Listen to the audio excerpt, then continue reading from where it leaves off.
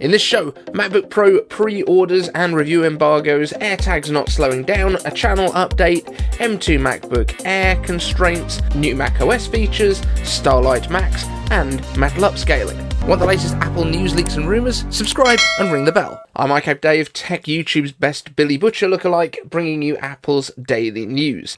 You're a dough. The MacBook Pro with M2 will be landing with buyers from this Friday, but most likely that means reviewers have had them in their hands for a little while, and the chances are that the review embargo will lift tomorrow. That's when we'll start getting some of the other benchmarks appearing. We've had Geekbench already, which we talked about last week, but suffice to say, Apple wasn't exaggerating the performance gains. But we'll also start to see things like Cinebench, Blender tests, real-world video rendering, photo exports, and more. We'll be rounding up the reviews over on iCaveDave.com if you don't fancy searching for them all over YouTube. When pre-orders opened, it seemed that only the base configurations were available to order with 8GB of unified memory, while the other configurations were listed as currently unavailable. But taking a look at Apple.com today, you can configure all the way up to 24GB of unified memory with 2TB of storage if you so desire, and have $2,500 burning a hole in your pocket. And actually, that's not a terrible price for 24GB of memory and 2TB of storage, if it is well into MacBook Pro with M1 Pro territory.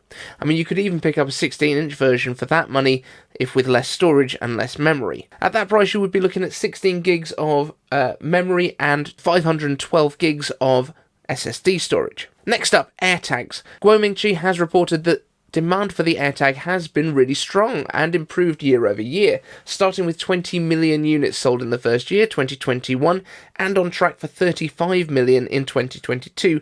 That's some excellent growth, especially when you think that we'd been expecting AirTags since 2019. They were delayed for like 2 years because of COVID, and everyone was kind of waiting to get their hands on them. And then everyone went quiet on them since. Now, AirTags haven't been without their controversy, of course, and people have been using them to track other people without their consent, which, especially for a privacy-focused company like Apple, is problematic. Apple has released over 20 updates to the AirTag and its accompanying software, fine-tuning how long you can be moving with an unknown AirTag before being alerted, and other tweaks. Now, it's clear that Apple sees AirTag as a product for finding misplaced items and not stolen items. It's an important distinction because, of course, that could add more safety implications for the actual AirTag owner if you go hunting down people that have nicked your stuff.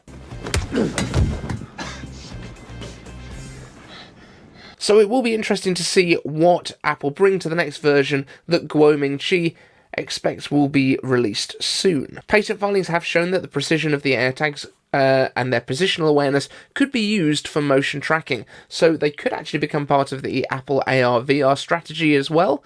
Possibly. That would be an interesting development. Now, time for a quick channel update. I just wanted to let you know that I'm not at the theatre bar anymore. Completed my contract this week, so there's now a little bit more time to spend on the channel. But there will be more real-world jobs coming right now because the channel is not sustainable on its own. I'm looking at various different options, but I must say I'm very grateful to the Patreons that we already have, and if you'd like to be one too, iCaveDave.com/Patreon. I am reviewing what perks we're going to include, though, because the ad-free videos don't seem to be compelling enough, and I don't think that's in terms of bringing more people in. I just mean for the people that are already there, they're just not really being viewed as much as I would have expected. So let me know what you think we should add to the Patreon plans for anyone that's over there. Now, in terms of production, I have added a permanent overhead camera rig, which is up here. That is going to let me do a lot more reviews, product reviews, unboxings, and that sort of thing, because I have got a bunch that are stacked up here that I just simply haven't had time to actually get through and review, and apologies to anyone that sent me stuff. It's on the way. This week you'll be seeing a lot more of these coming, but we're going to try and do it a little bit differently as well, because as we do with the rest of this channel, I want to make it as interactive and engaging for you guys as possible. So I'm going to be dropping unboxing videos where we give you a quick first overview, and then what I would love you to do is give me some interaction in the comments for what you would like me to test for these things. What tests would you like me to run? Do we want to test stuff to destruction? Do we want to just see what headphones sound like? Is there going to be build quality stuff? Do you want to see how hard they are to break? Let me know in the comments. So we'll unbox them, then you can give your feedback on how to test them. I'll test them and I'll get back to you. Sounds good?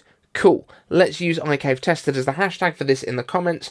And speaking of hashtags, iCave Answers time.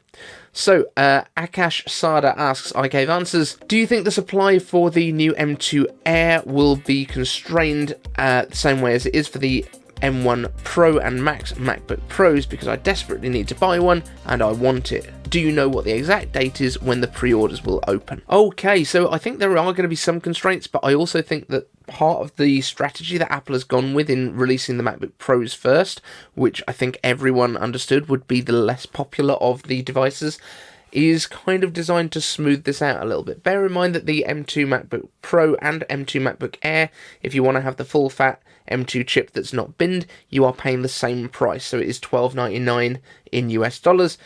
The international prices have gone up a little bit, but not hugely, but that's what you would be paying. So you would still be paying basically the same for either of these laptops. With the MacBook Pro, you get slightly longer battery life. With the MacBook Air, you get the thinner new design, slightly bigger display, better display, arguably, definitely a better webcam, and I would argue a better looking device. Now, I still think that the people that are saying that having function row keys is a better thing than the touch bar, not sure why. I think the touch bar is a cool idea. I just don't think Apple's done enough with it. But anyway, we're talking about the MacBook Air at this point. When do we think it's going to go on sale? I think it's probably going to be a couple of weeks after the MacBook Pros drop. So maybe next Friday we might be able to start ordering if they're arriving with people this Friday. But then I think they're going to get a lot of returns of those MacBook Pros coming back to Apple because people want to swap them out for the MacBook Airs. I don't think the reason that the Air is coming out later is because it's supply constrained. I think it's more because they wanted to get the Pros out first, just kind of take the edge off the demand when the Airs come out, because I know that a lot of the reviewers will be grabbing one of the MacBook Pros in order to do the testing on the chips. And then they'll, of course, be able to compare it to the Airs once the Airs come out. I think the Air is, of course, going to be the one that most people want to buy. You've also got the MagSafe charging on there, so you've got two ports that you can use all the time for data transfer, if that's what you need to do. I think the MacBook Air is definitely the more practical, and I don't think we're going to see huge constraints, especially if you want the base models, which is what most people will go for. I would guess probably 80% of sales of the MacBook Airs will be the base models. I think I'm probably going to go for base model, but with the full-on chip rather than the binned one for an extra 100. I think that's where I'm going to go. Thomas Rabenstein asks, iCave Answers crop images under macOS Ventura. I've only seen the demos so far, but I think the feature is awesome. It works not only on iOS, but also on the Mac, so it would be cool for graphic designers, as cropping an image is often a recurring step. Any experience on how reliably the feature works? I haven't used macOS Ventura yet because we only have the developer version at the moment, and I'm not putting that on my main machine because it's the only M1 machine that I have. So this is going to get the public betas. But yeah, I mean, cropping images is something that I do on the phone all the time, and it is actually super easy to do on the phone.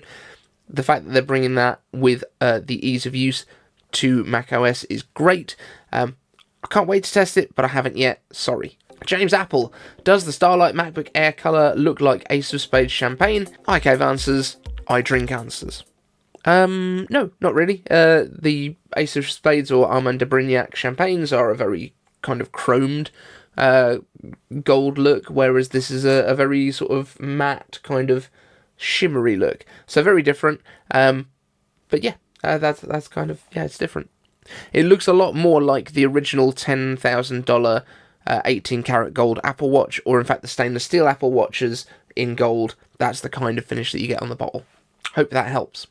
Lars Anderson asks, iCave Dave, will Apple's new Metal VFX be able to upscale low-resolution videos, or has it only been made for upscaling games? Very interesting question.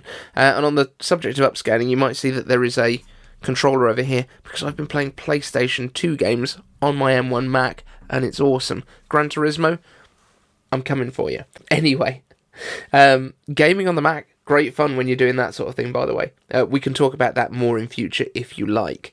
But in terms of the Metal VFX stuff, I think it is specifically for gaming, but the neural engines that we have in the Mac Pros, I'm sure that there will be video upscaling coming to it.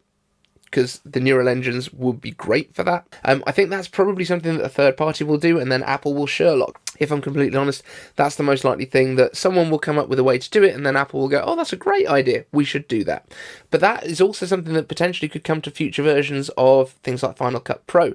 It would be great if you could take your old videos from older iPhones and upscale them using something like Final Cut, which it's not going to add detail back in, but it's going to add sharpness, and it's going to basically take those soft edges away. And, you know, using AI, you can actually add some detail level back into this kind of stuff.